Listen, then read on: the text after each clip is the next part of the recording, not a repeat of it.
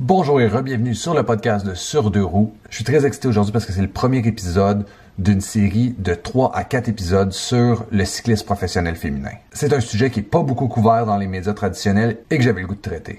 Aujourd'hui, on reçoit Gabrielle Pilote-Fortin. C'est quelqu'un qui était très en demande lorsque j'ai posé la question qui je devrais recevoir sur le podcast. Pour ceux qui la connaissent pas, c'est une jeune retraitée du cyclisme professionnel, une ex du World Tour féminin, donc le plus haut échelon du cyclisme professionnel. Elle a eu un vrai parcours de combattante tout le long de sa carrière. Elle vient nous parler de comment elle a atteint le World Tour, toutes les difficultés au travers du temps, l'état du cyclisme féminin professionnel, ses plus beaux souvenirs, et nous parle un peu de son après-carrière. Avant d'aller plus loin, je vous rappelle qu'on est disponible sur Spotify, Apple Podcasts, Google Podcasts, Amazon Podcasts, bref, toutes les plateformes. Je vous invite aussi à vous abonner, à liker et à partager nos épisodes afin qu'un maximum de personnes puissent découvrir le podcast. Sur ce, sans plus tarder, allons écouter l'épisode.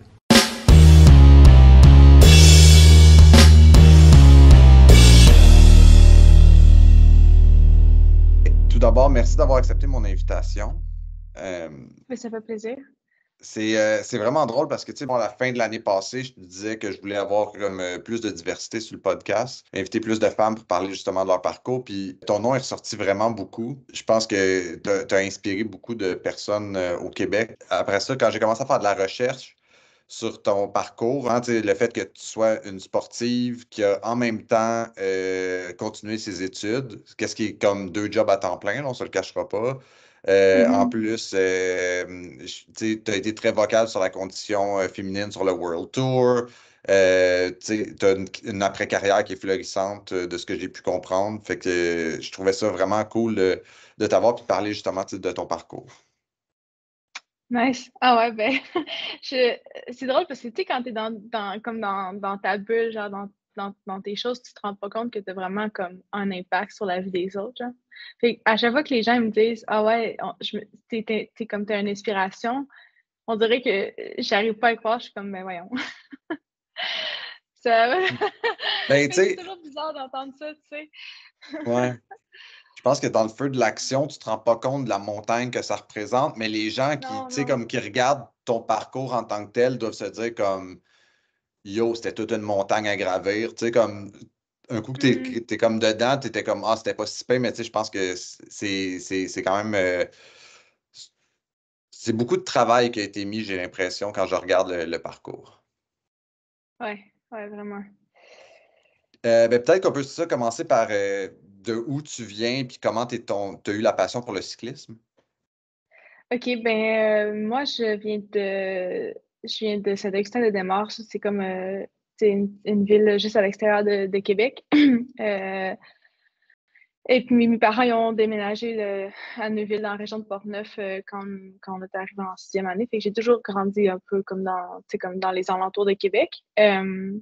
Puis ouais, ben, mes parents ont toujours fait du vélo. Mon père, tu sais, il s'est acheté son premier vélo de route quand il avait 14 ans, puis ils ont développé cette passion-là. Ils n'ont jamais fait de compétition, mais ça a toujours été quelque chose que, tu sais, quand ils faisaient des activités de course ou des activités de course, voyons, des activités de couple ou Mhm. genre, mettons, comme leur anniversaire de mariage, des choses comme ça, ils faisaient tout le temps des trips de vélo, ils allaient tout le temps rouler la fin de semaine et tout. Donc, tu sais, un peu naturellement, quand t'es enfant, tu peux faire un peu comme tes parents. Fait que moi, depuis, à partir de 8 ans, tu sais, quand j'étais toute jeune, je voulais faire du vélo de route comme mon père puis ma mère. Mais j'avais pas tellement envie de faire des compétitions, c'était juste que je voulais être comme mes parents, un peu comme n'importe quel enfant qui grandit.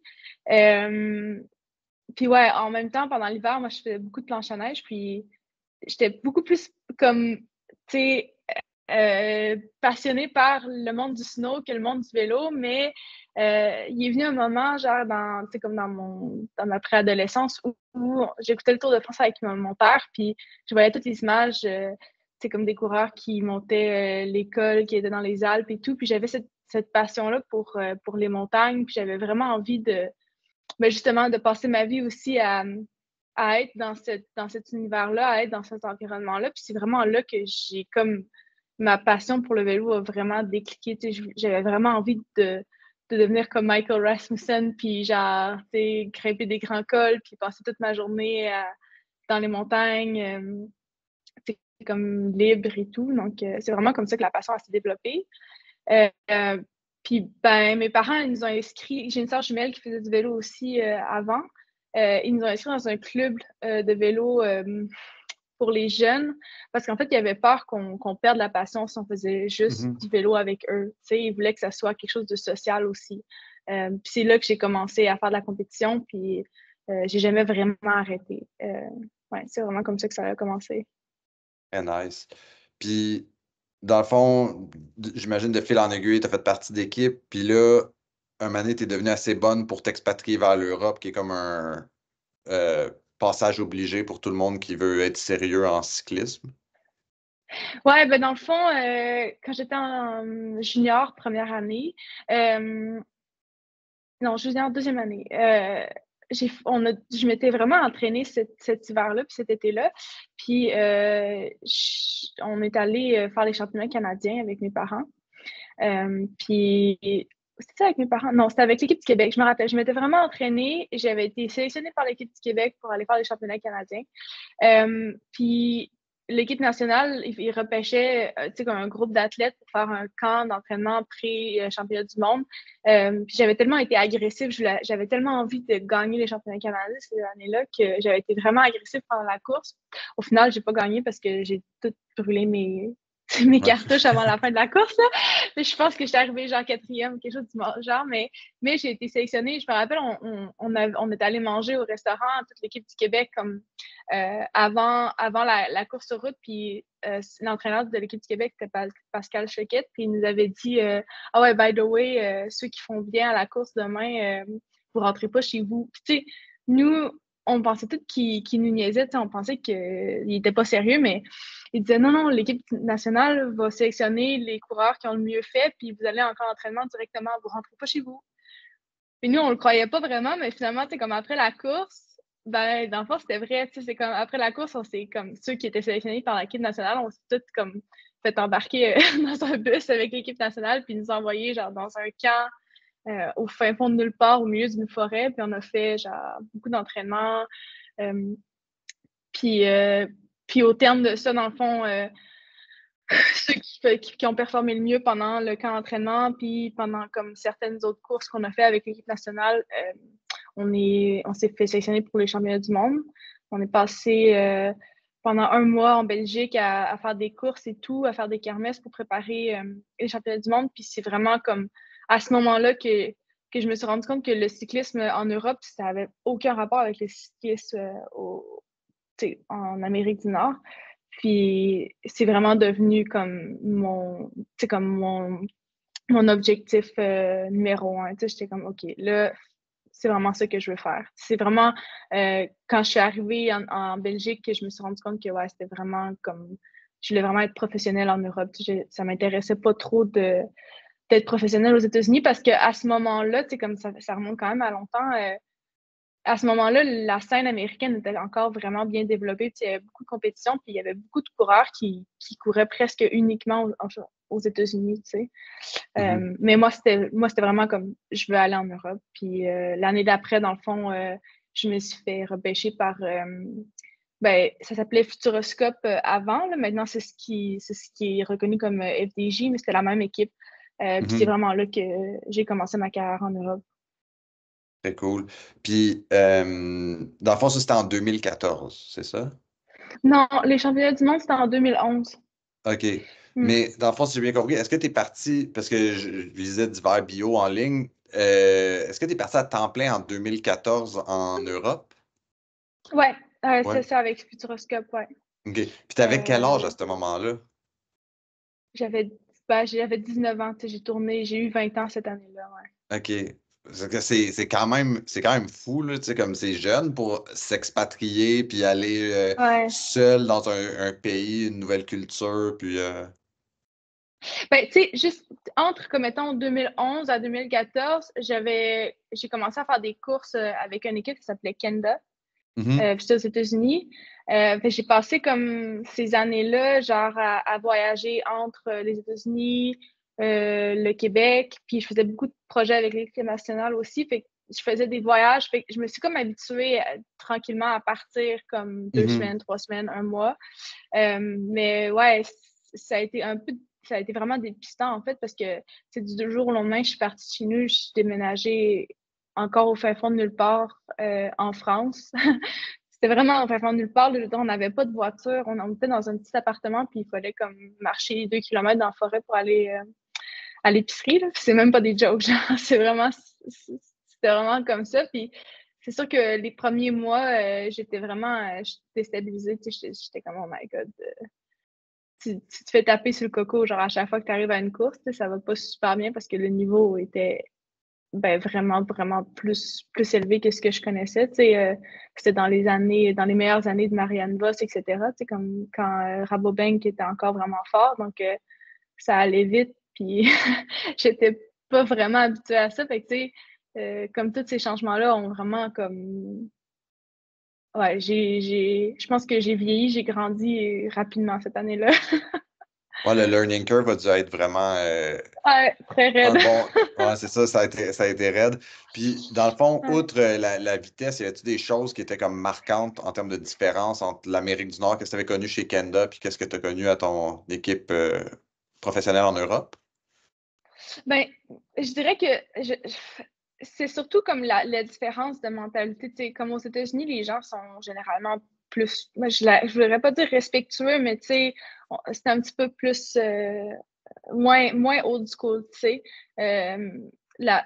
Surtout dans ce temps-là, comme la culture cycliste française n'était pas très, comment dire, euh, j'ai juste healthy dans ma tête, là, genre pas Mhm. très saine, tu sais. Ouais. Il y avait beaucoup de, tu sais, comme de vieux dictons old school qui faisaient que c'était quand même difficile de, tu sais, genre, de naviguer là-dedans comme jeune adulte, là. Euh, Fait que, ouais, ça a été un gros choc pour moi de voir comme essayer de aussi comme avoir ma propre pensée critique sur ce que ces gens-là avaient à dire, tu sais. Parce que la mentalité est encore vraiment ouais, vraiment différente de ce qu'il y a aujourd'hui. Mhm.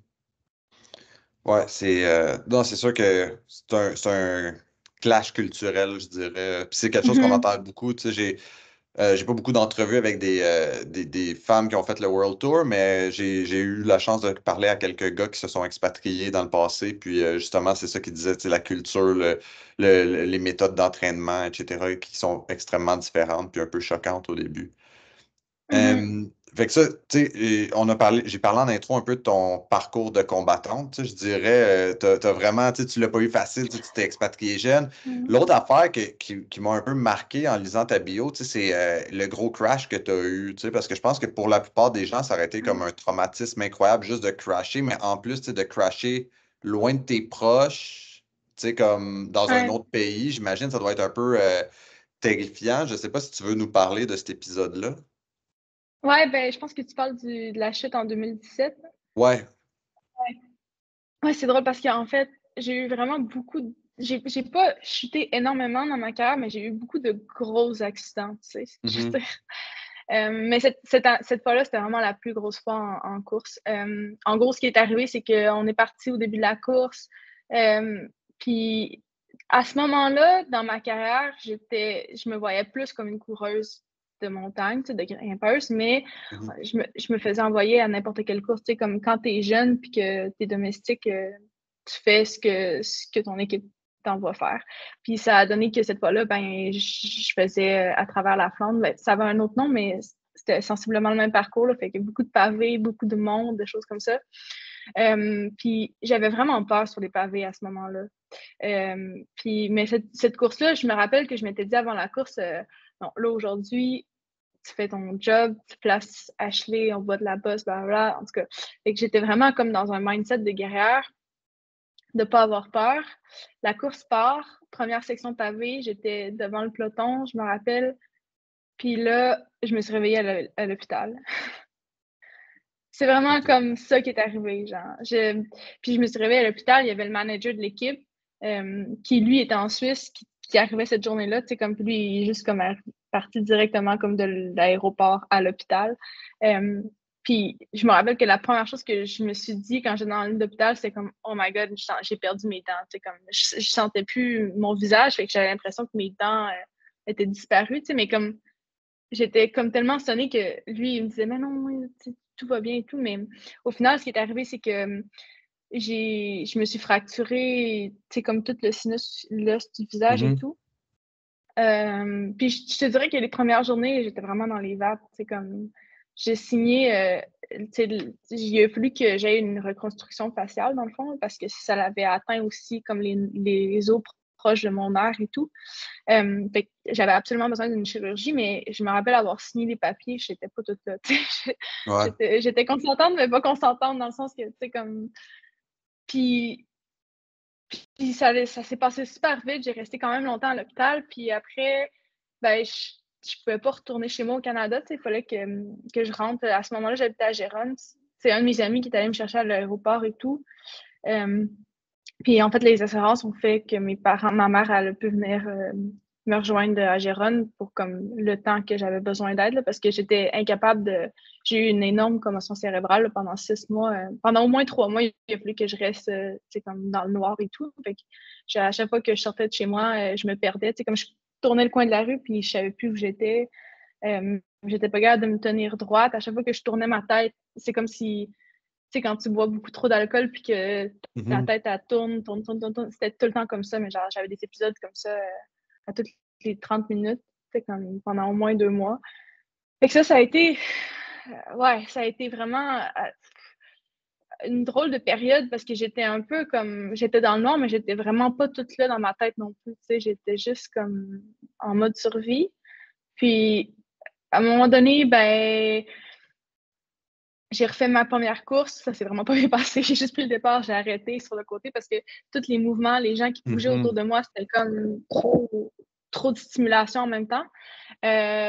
Mais après, c'est comme après, je pense que c'était 6 ou 7 mois, j'ai repris les courses pour de vrai. Puis c'est comme si toutes les peurs que j'avais dans le peloton, toutes les peurs que j'avais sur mon vélo, c'était disparu. C'est comme si je m'étais rendu, c'est comme si mon subconscient s'était rendu compte que la peur, tu sais, comme avoir peur sur le vélo, ça faisait que je faisais des erreurs ou je faisais des mauvaises décisions qui menaient justement à des chutes, à des ci, à des ça. C'est comme si mon subconscient a comme effacé, genre la peur, comme le pire qui pouvait arriver m'est arrivé. Fait que là, il n'y a plus besoin d'avoir peur, tu sais. Puis j'ai de la misère à l'expliquer comment est-ce que du jour au lendemain, j'étais incapable de me placer dans le peloton à une des meilleures à se placer dans le peloton. Comme ça. Puis aucun travail qui a été fait technique ou mental, c'est juste arrivé, tu sais. Mais ouais, fait que à partir du moment où ce déclic-là s'est fait, j'ai plus jamais eu peur dans le peloton. J'avais pas d'appréhension. Puis je pense que le fait que j'ai aucun souvenir de la chute a fait que j'ai pas eu de problème quand j'ai repris la compétition, tu sais. Parce que, en fait, je me rappelle pas du tout qu'est-ce qui s'est passé. Fait que je peux même pas, tu sais, comme... Souvent, tu sais, quand on a une chute puis qu'on a de la misère à reprendre le vélo, c'est qu'on se rappelle du moment juste avant la chute. Puis c'est ça qui fait qu'on fige, tu sais. Mais moi, en fait, j'ai aucun de ces souvenirs-là, tu sais. Fait que, ouais. Mais quelle histoire, pareil. J'avais lu comme des grandes lignes, mais j'avais aucune idée de, tu sais, comme la gravité, puis, tu sais, dans le temps, tu sais, 6 mois, c'est long, là, pareil, là, de symptômes. C'est hallucinant. Ben, tu sais, c'est drôle parce que ça a eu beaucoup d'effets, comme même positifs par rapport à ma relation avec mes parents puis ma relation avec ma mère, parce que, comme, tu sais, je suis partie de chez moi vraiment, vraiment jeune.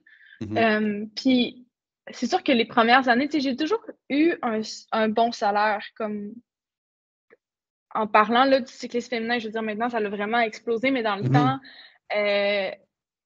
c'était pas tout le monde qui était payé, puis pas mal tout le monde n'était pas bien payé. Tu sais, fait comme relativement parlant, là, genre comparativement aux autres coureuses en peloton, j'ai toujours été quand même chanceuse dans les équipes où j'ai été. Tu sais. J'ai toujours été dans des bonnes équipes avec des assez bonnes conditions. Mais c'est sûr que j'avais besoin beaucoup du support de l'équipe nationale, du support de l'équipe du Québec, comme de mes sponsors, puis d'autres fondations, puis de mes parents surtout. Tu sais. Puis je pense que mes parents se rendaient pas nécessairement compte à quel point, genre, c'était prenant le mode de vie, tu sais. Puis le fait que ma mère, elle soit venue chez moi, puis qu'elle ait juste vécu avec moi pendant quelques semaines, puis qu'elle ait vraiment vu c'était quoi la réalité de, genre, c'est comme du tous les jours, du commun, genre, d'être une cycliste professionnelle. Je pense que ça l'a aussi comme ouvert des lumières par rapport à oh my god, ok, elle n'est pas juste chez elle à boire des cappuccinos puis aller rouler une fois de temps en temps. C'est vraiment comme une job à temps plein, 24 heures sur 24, 7 jours sur 7. Fait que ça l'a aussi, ces effets-là, je me sentais vraiment loin de ma famille, surtout que comme avant qu'elle arrive.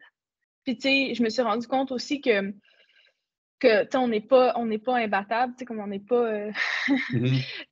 Puis à partir de ce moment-là, j'ai pris conscience de l'importance de garder contact avec comme mes parents, ma famille, tout ça, puis de vraiment avoir des contacts plus fréquents avec eux parce que justement, tu sais, ben n'importe quoi peut arriver n'importe quand, tu sais, comme ça a eu des effets. Ben, c'est sûr que c'était un gros accident puis que ça a eu des répercussions comme négatives, mais en gros, si je regarde maintenant avec le recul, ça a eu énormément d'effets positifs aussi, puis ça m'a fait super grandir.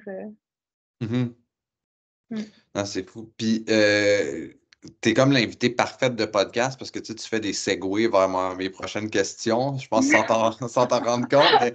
Mais ma prochaine question, c'est justement dans l'espèce de parcours de la combattante, c'est la condition féminine sur le World Tour. On sait que ben, quand tu as commencé là, 10 ans, j'imagine, c'était à des années-lumière parce que moi, ça fait 3-4 ans que je suis un peu plus le World Tour féminin. Puis je vois déjà les différences d'un point de vue, les coureuses quand ils parlent des conditions. Puis, est-ce que tu veux nous parler, mettons, de ta première et ta dernière saison, quelles étaient les différences? Ben, les différences, probablement, je dirais que c'est juste les équipes qui sont professionnalisées. Ben, les conditions sont. Je dirais que ben, les salaires en général sont plus élevés, mais ça, c'est pas nécessairement, pour moi, c'est pas la chose la plus importante, parce que n'importe quel cycliste, il serait capable de comme, se supporter puis que de faire ce qu'il prendrait. Comme si les salaires, ce que je veux dire, c'est qu'ils étaient généralement plus bas. Je pense pas que ça empêcherait les cyclistes d'être cyclistes. C'est pas nécessairement ça qui fait la différence. Mais c'est surtout dans le sens de. Il y a de moins en moins de comparaisons entre comme les hommes et les femmes, tu sais.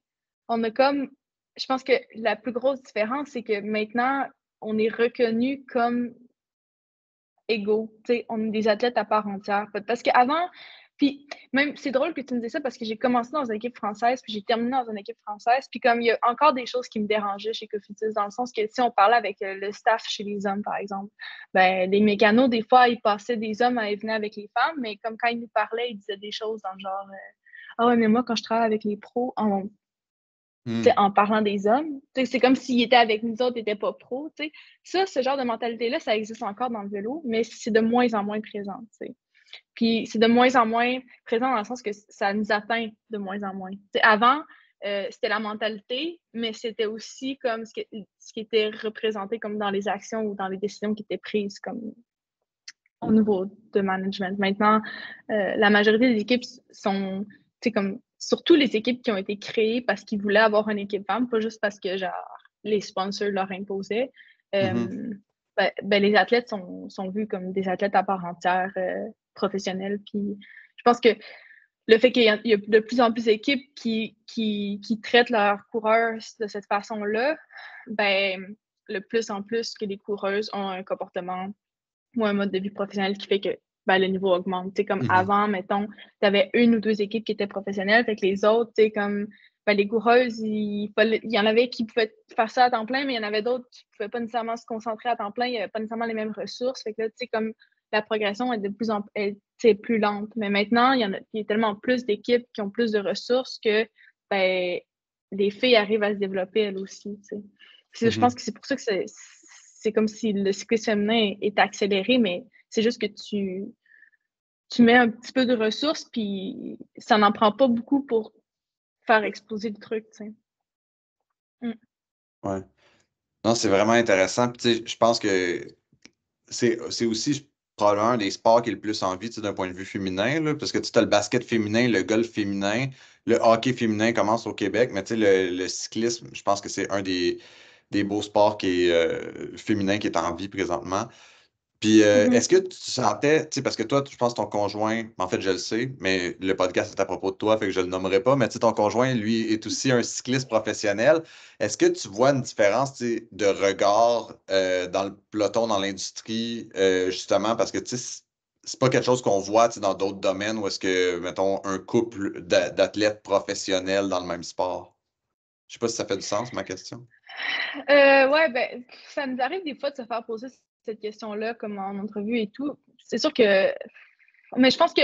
Puis, tu sais, c'est une des choses qui était importante pour nous deux, c'est que nos carrières sont séparées. Tu sais, on a nos ambitions à nous deux, puis on essaie de vraiment garder ça comme disjoint. Fait que, tu sais, ça n'a jamais été quelque chose.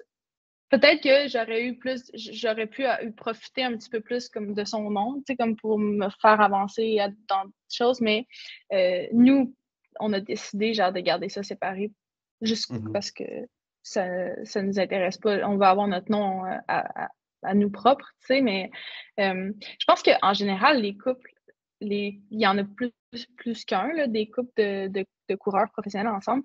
Je pense qu'en général, il n'y a pas beaucoup, genre, ben, justement, de filles qui profitent de la notoriété de leur partenaire pour, comme, se faire avancer, tu sais. Mhm. Mais je pense que c'est sûr qu'il y a des gens qui doivent penser de cette façon-là, tu sais. Euh, mais c'est nice d'avoir, tu sais, que tu sois dans un couple qui, les deux ont fait la même chose parce que c'est un sport qui demande tellement, tellement de temps.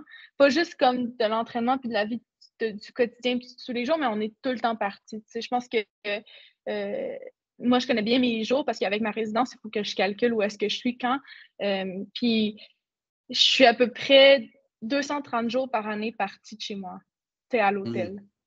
C'est énorme, tu sais. Puis lui, c'est la même chose. Puis si on n'est pas sur des calendriers qui sont le même, ben, tu sais, c'est difficile d'avoir une vie de couple, tu sais, parce Mhm. que t'es jamais chez toi, en fait. Fait que le fait que les deux, on fasse la même chose, ben, on se respecte, on comprend, puis c'est un frein en moins parce qu'il n'y a pas quelqu'un à la maison qui essaie de te ramener à la maison, tu sais. On est vraiment Ouais. libre sur ça, puis on arrive à se voir, tu sais, par exemple, quand on fait des courses des classiques, ben, on passe tout le printemps en Belgique ensemble. Fait que, tu sais, on est à l'hôtel, mais on est ensemble, puis on gère notre saison un peu comme ça. Ben, on gérait notre saison parce que là, j'ai pris ma retraite. Ouais. Je sais pas trop à voir comment ça se passe maintenant, mais ouais, je pense que. Puis quand on est ensemble, ben, on est 24 sur 24 ensemble parce qu'en fait, on s'entraîne ensemble, on hang out ensemble. Fait que je pense que dans un sens, c'est difficile d'être en couple avec quelqu'un qui est un cycliste, mais dans un autre sens, ça facilite beaucoup d'autres choses. Mhm. Non, c'est vraiment Ouais. intéressant comme angle. C'est un angle que j'avais pas pensé, tu sais, pour tout ce qui est justement, tu sais, les voyages, étant donné que vous êtes les deux partis, tu sais, Ouais. ça prend du timing, comme on dit. Ouais, c'est de la logistique. Beaucoup de Ouais. logistique. Ben, encore une fois, c'est super bon segue vers ta retraite puis ton après-carrière. Mettons, en rétrospective, maintenant que tu es retraité, ce serait quoi tes plus beaux souvenirs en carrière? Euh, ben, mes championnats du monde à Copenhague, ce qui est parti dans le fond de ma carrière, cette course-là, ça l'a vraiment comme ouvert, tu sais, comme ouvert mes yeux puis ouvert ma carrière sur, ben, tu sais, les portes vers la carrière que j'ai eue, tu sais. Mes années chez Bigla aussi ont été hyper. Bigla, ouais, je sais pas, c'est difficile à dire. Il y a eu tellement de gros moments, tu sais. J'ai appris énormément quand j'étais chez Bigla parce qu'on était une équipe qui était hyper performante là, dans les années où j'étais là. Mais on était un groupe de filles qui avait pas nécessairement il n'y avait aucun gros nom dans l'équipe. Tu sais, on était toutes un peu des nobody, mais genre on gagnait beaucoup de courses, on avait énormément de résultats. Puis c'est parce on était tellement groupés, on était tellement un bon collectif que on passait des bons moments puis on performait énormément sur les courses.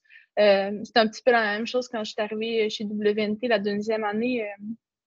Faire partie de grosses victoires comme Gent-Wevelgem, de panne, même si c'était pas nécessairement des courses qui étaient pour moi, tu sais, juste comme avoir l'opportunité de faire partie de victoires comme ça te donnait les watts extra, genre pour... Puis c'est sûr que le Tour de France cette année, j'ai eu un hiver hyper difficile parce que j'ai eu une grosse opération en fin septembre j'avais des problèmes d'endofibrose. Puis j'avais même pas mis dans mon calendrier ou dans mes objectifs de faire le Tour de France. Fait que d'être arrivé puis de prendre la place de quelqu'un d'autre qui était moins performante au moment de la sélection, ben ça a été pour moi vraiment un gros moment. Ouais. Puis, ça ressemble à quoi, mettons, faire le Tour de France féminin? Y a-tu beaucoup de monde en bord de route? C'est-tu aussi big qu'on pourrait penser? C'est incroyable. Tu sais, il y a des courses, par exemple, une de mes courses préférées comme de toutes les courses qui existent, c'est la Flèche Wallonne. Puis une des raisons pour laquelle j'aime tellement cette course-là, c'est que quand tu arrives dans le mur de Oui, c'est tellement... Le bruit est tellement fort, c'est tellement intense qu'en fait, tu le sens presque pas, le mur de Oui. Tu sais, ça fait tellement mal, puis c'est tellement long, c'est 800 mètres, mais ça dure 5 minutes. Tu sais, mais les gens, ils crient tellement, tu t'entends pas penser, tu t'entends pas avoir mal. Sauf que dans cette course-là, tu sais, t'as le mur de Oui, puis comme tout le reste de la course, c'est très silencieux, tu sais. Je veux dire, dans certains monts, il va y avoir des gens, des spectateurs et tout, mais en général, tu es dans la campagne, puis c'est tranquille. Mais au Tour de France, c'était comme, ça criait, mais genre pendant 150 km, tu sais. Il y avait des gens partout, partout, partout, partout, partout. Tu sais, le bus arrive au départ, il y a des gens qui, tu sais, je veux dire, t'as de la misère à sortir du bus, il y a tellement de fans. C'est genre, c'est quelque chose qui n'existait pas chez les filles il y a 3 ans, tu sais. Puis ça, c'est tellement inspirant quand je me rappelle quand j'étais arrivée ça fait longtemps que je fais du vélo de professionnel, tu sais, mais ça faisait longtemps que j'avais pas senti des papillons dans mon estomac. Tu sais, quand tu arrives à une course, puis à l'étape numéro 1, là, j'ai vraiment, comme quand j'ai regardé à l'extérieur du bus, puis j'ai vu toute la patente, tu sais, j'étais comme, j'ai vraiment senti les papillons comme les championnats du monde junior en 2011, tu sais. Ouais. Très nice. Puis, dans le fond, il y a beaucoup de monde. Ben, dans le fond, c'était pas dans les questions que je t'avais posées, là, fait que si jamais tu veux skipper, tu me le diras. Mais dans le fond, il y a beaucoup de monde qui disent que la distance chez les femmes devrait être la même que chez les hommes. Qu'est-ce que tu en penses, toi? Moi, je suis pas d'accord. Parce qu'en fait, le fait que nos courses sont plus courtes, ça fait des courses très dynamiques. Puis c'est ça qui fait l'essence du cyclisme féminin. Tu sais,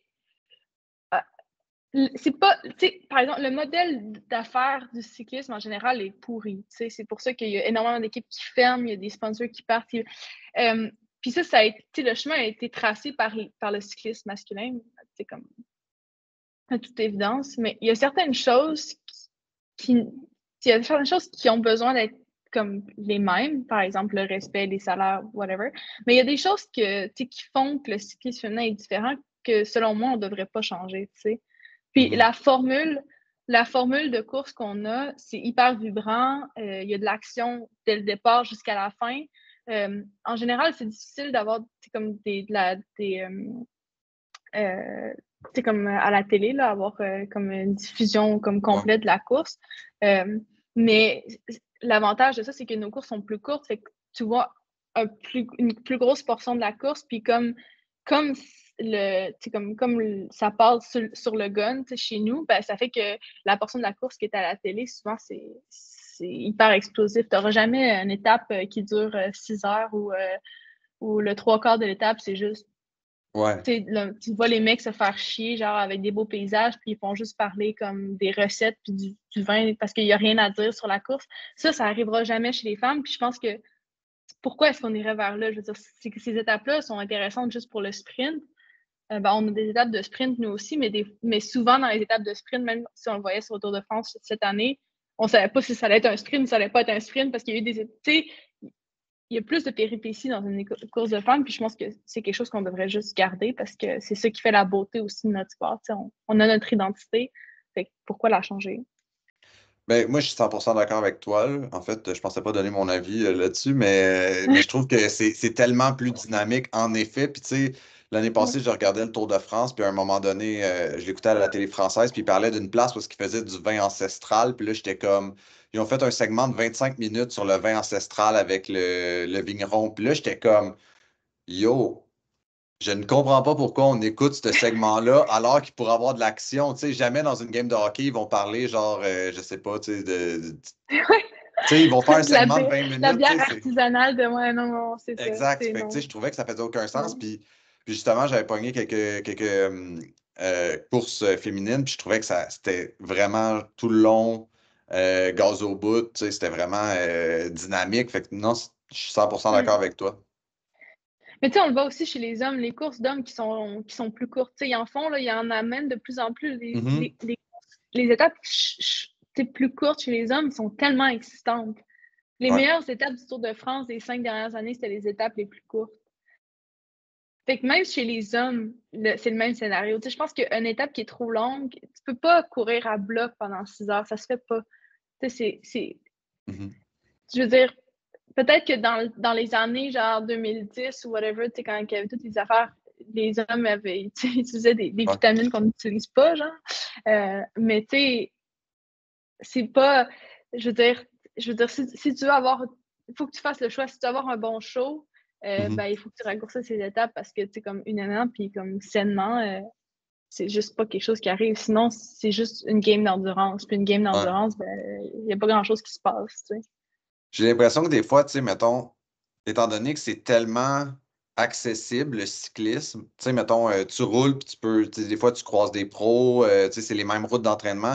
J'ai l'impression que c'est tellement accessible que pour les gens qui se passionnent puis qui roulent, là, les average Joe comme moi, ils mettent les étapes le plus hard possible pour qu'on croit, tu sais, tu comprends? Dans le fait que c'est des pros, Mm. puis j'ai cette impression-là que des fois, tu sais, le cycliste se dit, on va mettre ça tellement difficile que le average Joe va jamais penser qu'il est capable de faire ça, mais ultimement, ça réduit un peu le show qu'on regarde, tu sais. Mm. Ouais, ben des fois, surtout, mais pas tant sur le Tour de France, mais tu vois ça surtout, mettons, à Vuelta ou au Giro, où on a l'impression Mhm. qu'ils essaient de trouver les cols les plus pas possibles au monde. Genre, tu te dis, Exact. mais pourquoi? Genre, mais pourquoi? Ça n'a aucun sens. Tu sais, des fois, il y a des arrivées d'équipe. Je veux dire, juste comme d'être dans le monde du vélo, là, tu sais, tout le monde dans l'équipe, ça les fait chier, tu sais, comme de finir en haut d'un col de gravel de genre 10 km parce que où est-ce que tu vas mettre le boss? Où est-ce que tu. Tu sais, Ouais. logistiquement, ça, il y a des choses qui n'ont aucun sens, mais qu'eux, ils ont l'impression que ça va faire le show parce que c'est comme 5 km à 30%, tu sais. Ouais. Mais il n'y a Ça fait le show personne en amont, qui. mais pas pendant que ça TV, tu sais. Ouais, non, c'est ça. Tu sais, parce que si, mettons, tu mets une étape de 190 km avec une bosse de 5 km à 30%, tu sais, c'est sûr que le monde, il pense à la bosse de 5 km à 30% toute l'étape, tu sais. C'est Mm. comme, il va y avoir, en tout cas, c'est juste, des fois, ouais, tu te demandes c'est c'est quoi le. Mais tu sais, il faut savoir aussi qu'il y a beaucoup de personnes, il y a beaucoup d'organisateurs de courses qui font partie de la vieille époque encore. Tu sais, Mhm. même chez les hommes, on est comme dans une étape de transition entre comme le cyclisme moderne puis le cyclisme d'avant, tu sais. Puis ça va prendre plusieurs années avant que ça change vraiment, tu sais. Parce que même les managers d'équipe chez les hommes, les managers professionnels, c'est tous des anciens coureurs des années 90, tu sais. Fait que les mentalités, ils changent, mais pas si vite que ça, tu sais. Non, c'est ça, ça va prendre une autre vague avant que ça Ouais, devienne peut-être plus actuel. Puis, ouais. dans le fond, je l'ai dit plus tôt, toi, tu es diplômé de l'ESG UQAM, tu as fait ton bac à Mhm. distance, j'imagine. Ouais. Ouais. Puis, dans le fond, là tu es en marketing sportif, c'est ce que j'ai vu. Est-ce que tu veux nous élaborer un peu sur ce que tu fais comme consultante?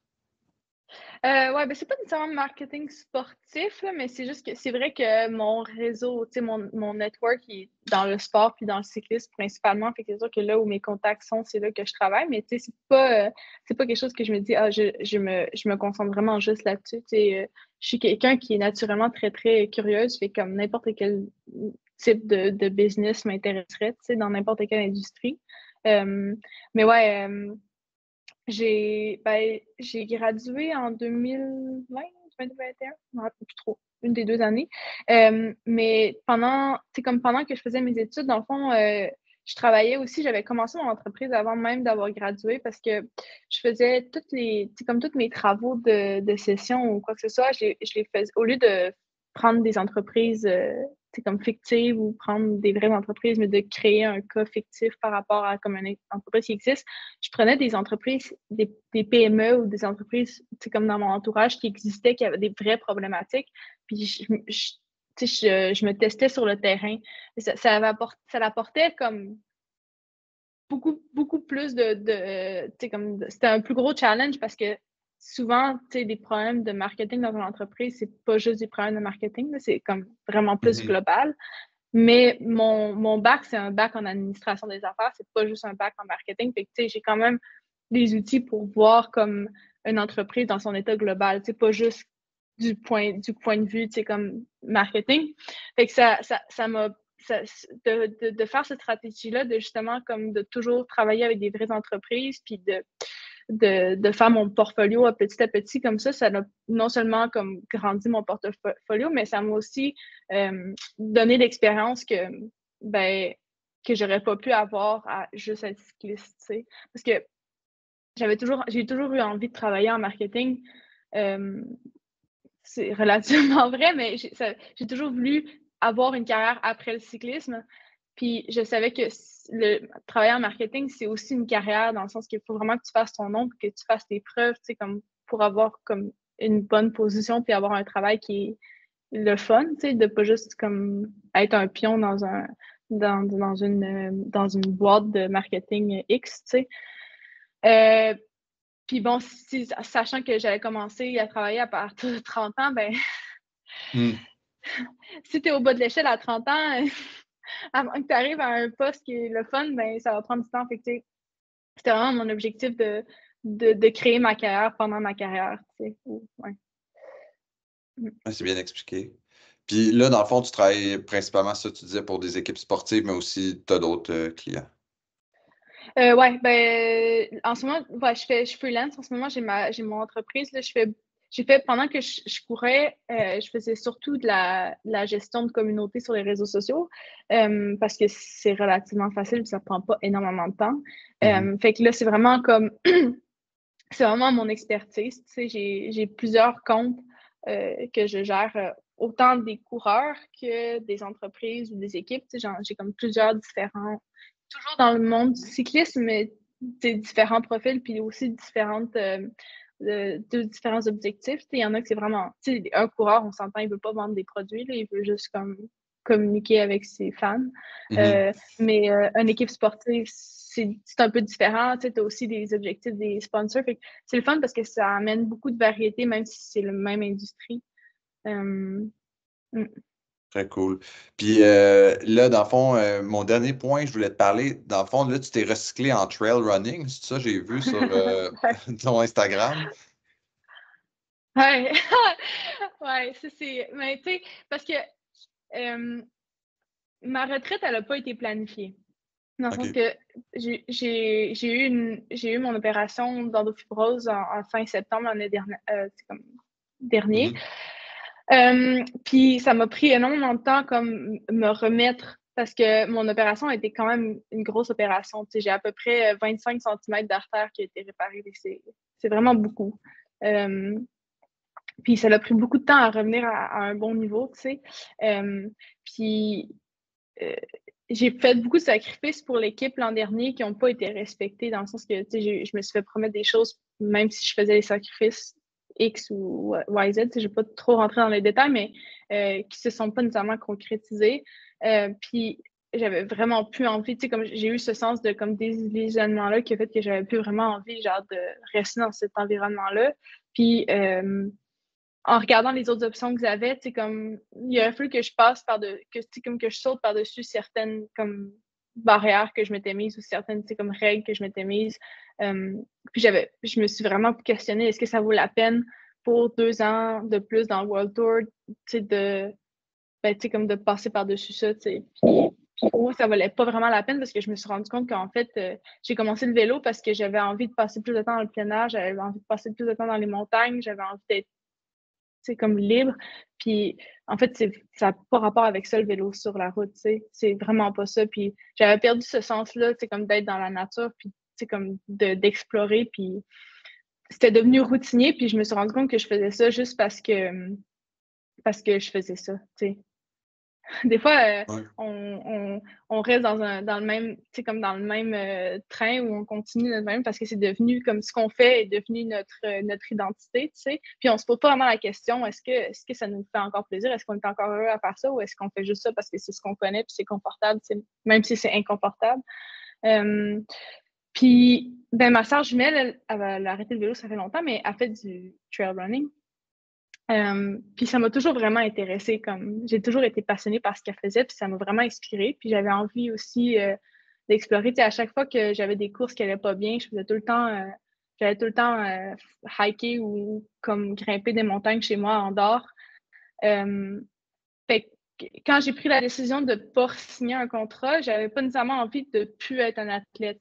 J'ai encore envie de faire des compétitions, j'ai encore envie de m'entraîner à temps plein, j'ai encore envie de vivre ça parce que j'ai encore énormément à donner, surtout après l'opération, puis genre avoir retrouvé les jambes que j'avais il y a plusieurs années. J'avais pas envie de comme tout laisser tomber, genre du jour au lendemain. Fait que c'est là que je me suis dit, ben, je vais juste, tant qu'à prendre la retraite du sport, ben, je vais juste me recycler dans un autre sport. T'sais, 2 sports d'endurance. C'est sûr que la course à pied, c'est complètement différent du cyclisme. Je veux dire, je vais pas mentir que les derniers mois, genre de juste comme transitionner entre le vélo puis la course à pied, ça n'a pas été facile. C'est pas facile parce que on n'est pas habitué à autant de chocs, puis comme physiquement, c'est vraiment intense là, comme sport, surtout comme le trail, là, genre descendre des bosses, des montagnes en courant. C'est beaucoup plus difficile que ça a de l'air, tu sais. Ouais, t'as dû découvrir des nouveaux muscles. Exact, ouais, mais surtout, genre, pas des muscles, mais genre des petits tendons, des petits os que, genre, t'as pas l'impression qu'ils sont là quand ils sont bien, tu sais, comme dans ton soulier en carbone, là. Puis là, tout d'un coup, genre, tu mets tout ton poids là-dessus, puis t'es genre, oh! Ouais, fait que... mais ouais, non, c'est vraiment motivant, puis tu sais, j'ai des opportunités qui s'ouvrent de plus en plus, tu sais, je veux dire, j'étais avec Mikey pendant quelques années, juste comme pour l'entraînement, tu sais, pas nécessairement pour le vélo, parce qu'ils ont vraiment de produits pour le vélo, mais tu sais, comme tout ce qui était à côté du vélo, comme le conditionnement physique, ces choses-là. Puis comme quand je les ai approchés avec mon projet sur le trail, ils étaient vraiment motivés. Puis j'ai pas encore annoncé énormément des sponsors que j'ai pour les prochaines années, mais je pense que j'ai eu beaucoup plus d'enthousiasme à partir du moment où j'ai décidé de faire de la course à pied que si, mettons, j'avais continué dans le vélo. Fait que c'est vraiment...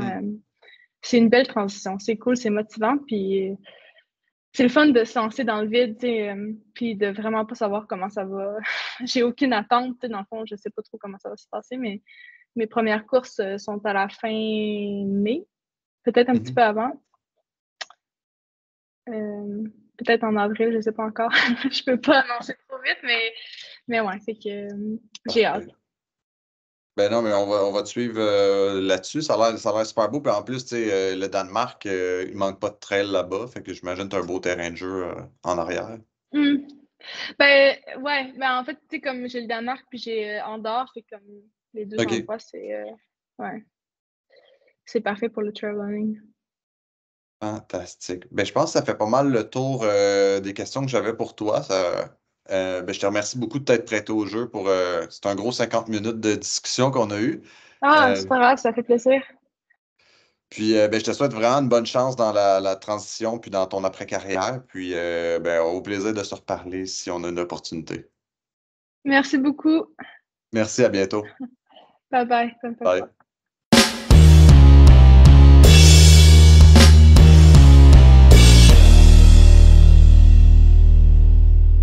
Merci beaucoup d'avoir écouté cet épisode. Encore une fois, je vous invite à vous abonner et surtout n'hésitez pas à me dire en commentaire ou en message privé qui vous aimeriez entendre dans le futur sur le podcast. Merci beaucoup, à bientôt.